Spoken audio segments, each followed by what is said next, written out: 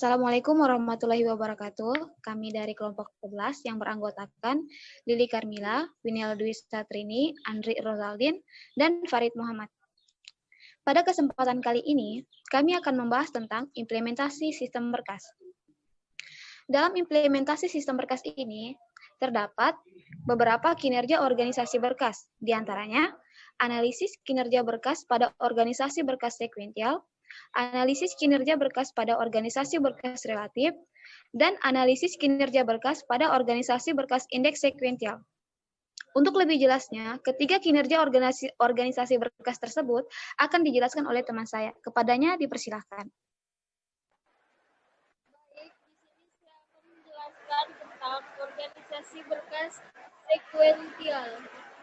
Organisasi berkas sekuensial adalah merupakan cara yang paling dasar untuk mengorganisasikan kumpulan record dalam sebuah berkas. Dalam organisasi berkas sekuensial, pada waktu record ini dibuat, record direkam secara berurutan. Proses. Karena record dalam organisasi berkas sekuensial harus diakses secara berurutan, maka berkas sekuensial lebih sering menggunakan batch processing daripada interactive processing.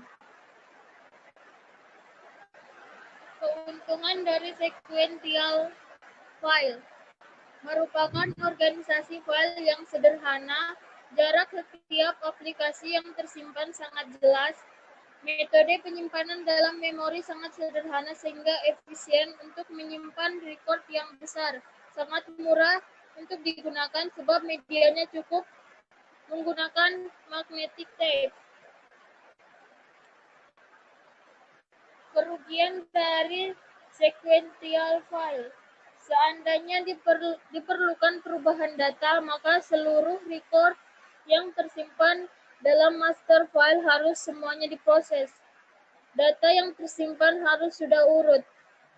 Posisi data yang tersimpan sangat susah untuk up to date, sebab master hanya bisa merubah saat proses selesai dilakukan. Tidak bisa dilakukan pembacaan secara langsung. Langsung saja, organisasi berkas relatif.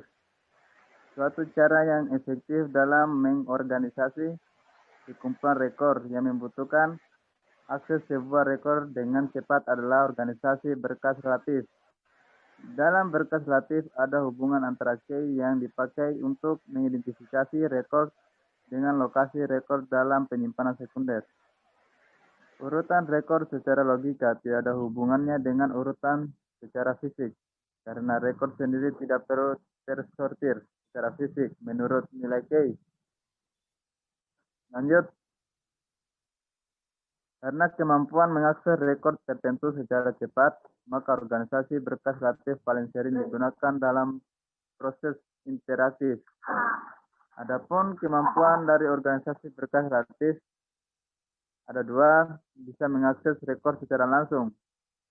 Rekor dapat di retrieve, insert, modifikasi, dan delete tanpa mempengaruhi rekor-rekor lain dalam berkas yang sama.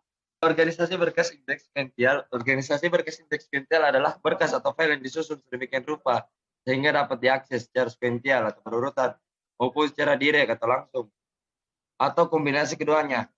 Atau bisa diartikan bahwa berkas indeks sekuensial ini merupakan kombinasi dari berkas sekuensial dan berkas relatif.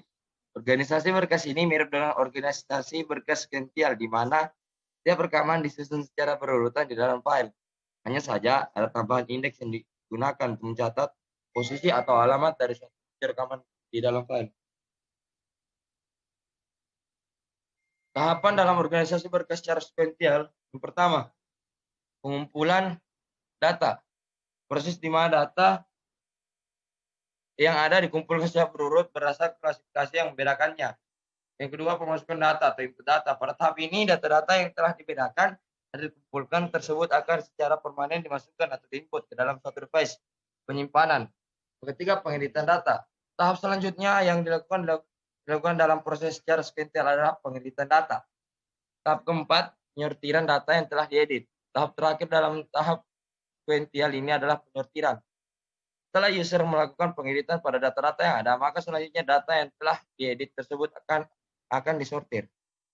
Mungkin itu saja hasil presentasi singkat kami. Lebih dan kurangnya mohon dimaafkan.